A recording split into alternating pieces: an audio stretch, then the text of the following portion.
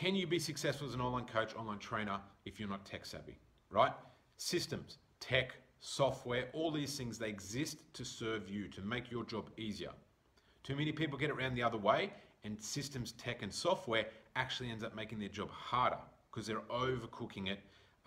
They're putting in too big a, too complex a system that doesn't suit their strengths and doesn't complement their weaknesses, right? Now, as I talked about in the early stages, years and years ago, my first online fitness business, we delivered our programs through a Word document, saved as a PDF, we would email it to the client. Every 3 or 4 weeks, however, depending on what the client needed, we would update that, we'd send it through. It was very simple, very straightforward. Times have changed, there's some good software out there for a delivery perspective that make things nice and easy, but you can still do Word doc PDFs, Google Docs, Trainerized PT, Distinction, My PT Hub, like these things are just like simple delivery systems, right? Email automation systems you don't need until you get to a certain level, right? If you're looking to do $1 million a year, okay, you need a couple more systems because you're going to have more volume. But don't let the systems and the tech and the software choke you and choke your growth, right? Because they're only there to help with scale. And like I said, way too many people have got like 1 or 2 clients and they're looking into, Active Campaign, MailChimps, ClickFunnels, Backpack, this email goes to that. If they don't open this, it goes to here and all of this stuff. And it's like, it's not an area where they're strong in and they end up drowning, getting bogged down and getting no results, right?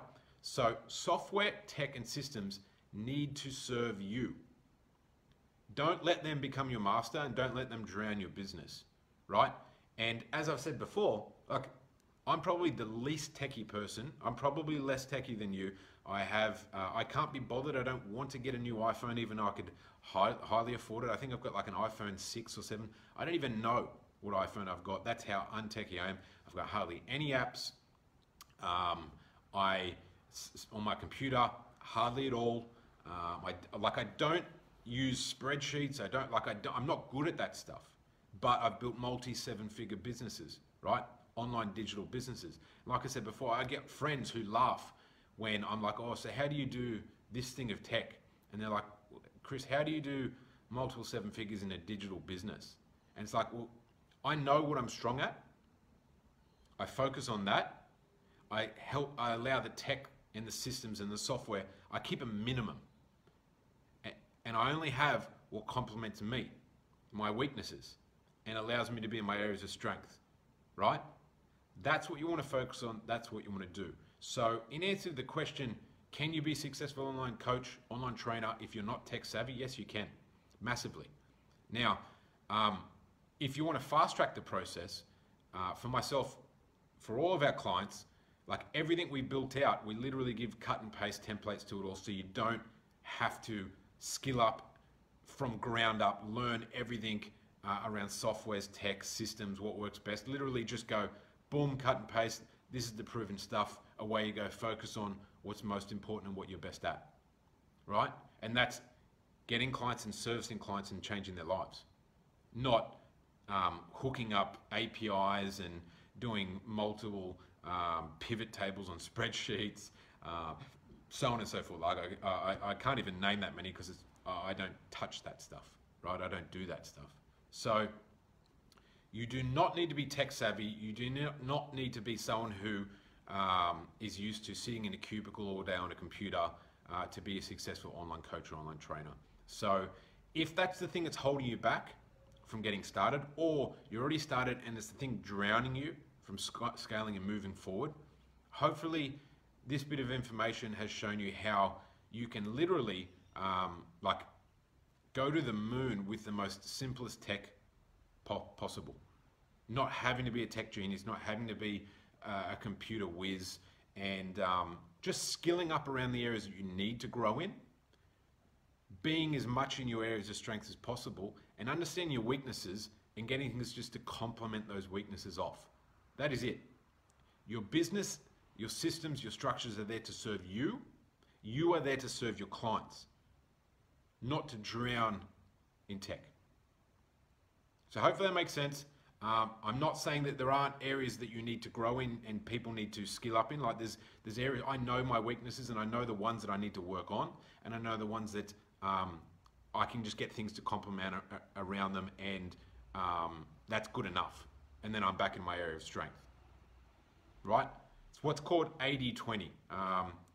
It's a 80-20 ratio, a principle in business where you want to spend 80% of your time in the areas of strength, 20% of your time in the areas of your weaknesses, and as a result, you're going to get more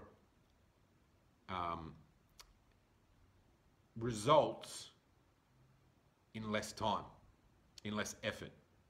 Because in your areas of strength, you might spend 10 minutes but get massive results, and your area of weakness, you might spend 10 hours and get nowhere, right? So hopefully that makes sense. Hopefully that answers the question and gives you the I guess the confidence to move forward if it's a roadblock, or the knowledge and clarity to cut back if you're currently drowning in it. And exactly right, it's Pareto principle. Absolutely spot on. You know, there's principles within that principle. I'm not going to dig down massively into that, but the concept to understand is understand your strengths, understand your weaknesses,